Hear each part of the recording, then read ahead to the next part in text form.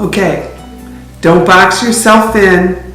Be bold, be persistent, and always expect the best to happen.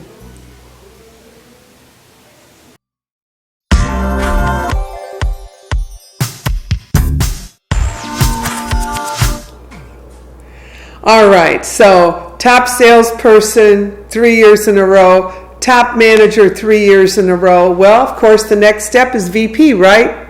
Not. I had a very difficult time becoming a vice president. I pitched my president and the CEO 3 times. First time, no.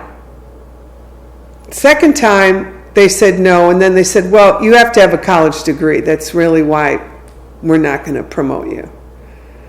The third time, of course, my presentations got more advanced and more supportive in details and statistics and what I was going to do and the results that I was going to get. And no. As I was walking out, I turned around and I said, you know, you guys need to decide. Do you want a degree or do you want results?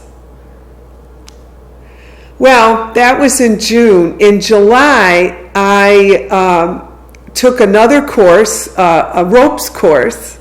I was just really did a lot of personal growth courses during those years. And I still do. I like to do one every 2 or 3 years just to refresh, you know. We forget. We fall back into old ways. They're like weeds, you know. They grow up right through concrete if you let them.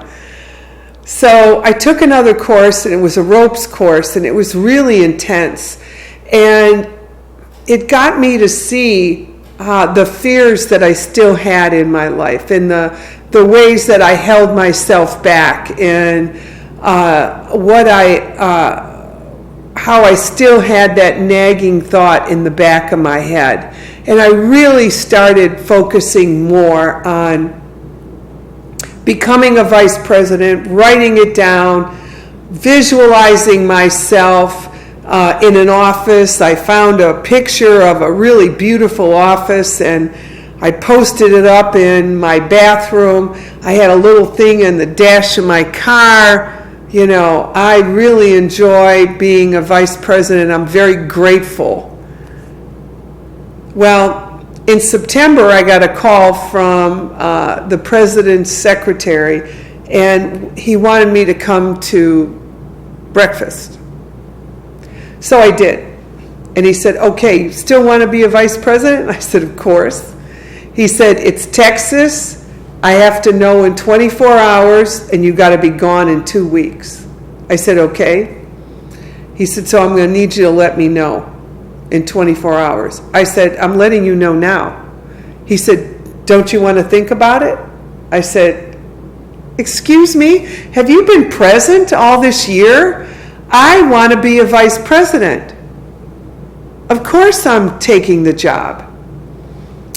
Well, I did take the job, and I had to take a pay cut, of course, because I was on commission, and they gave me a salary. Although I had the largest salary of all the other vice presidents because my commissions were so high, as a manager, they really couldn't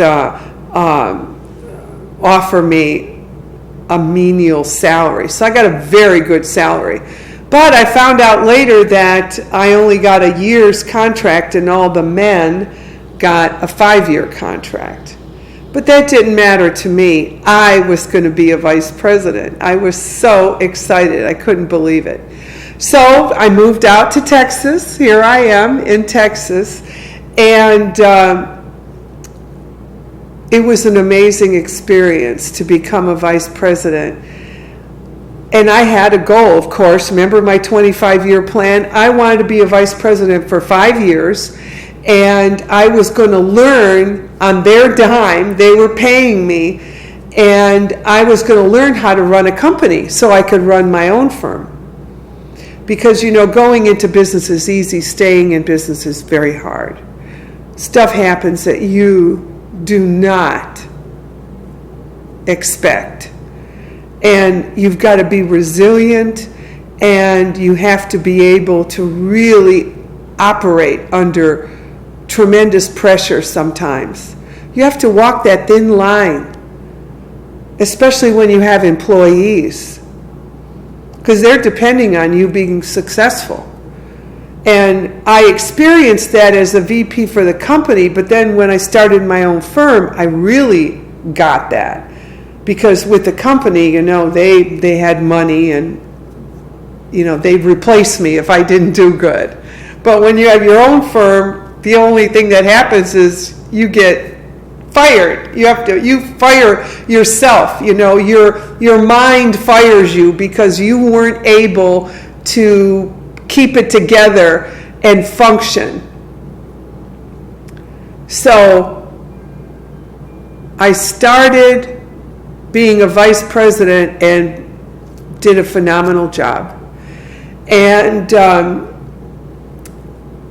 there was major changes I had to make, but I increased the company's production by 7,000% on what was present there beforehand.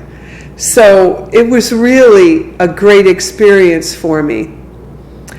And I had a 5-year plan, remember? Well, 2.5 years in, the company sold to MetLife. And I did not want to work for MetLife. It was too big of a firm. The company that I worked for, even though it was nationwide, was a small boutique financial planning firm relatively to MetLife. So I thought, don't want to do that. So I thought, well, the universe is deciding for me, because that's one of the things that you learn, is that you have to trust what's happening. You have to trust all the things that are occurring in your life, that they are occurring specifically for you to meet your goals. And you're going to learn along the way on what needs to be done to get you there. So I started my own firm in my study of my house, and I put up a sign above the door going out of my study. It was right by the clock, and it said, "What's next?" I still have that sign. I have it framed. It's what saved me, and it's what will save anyone. No matter what happens in your life, if you can have the wherewithal to say, "What's next? What's next? What's next?" and you start taking action, and you don't let your emotions get involved. Remember, before I said in the S training, I learned that stuff happens, something happens, then what do you think about it? What emotion did that elicit? What actions are you taking based on the emotions that you're feeling?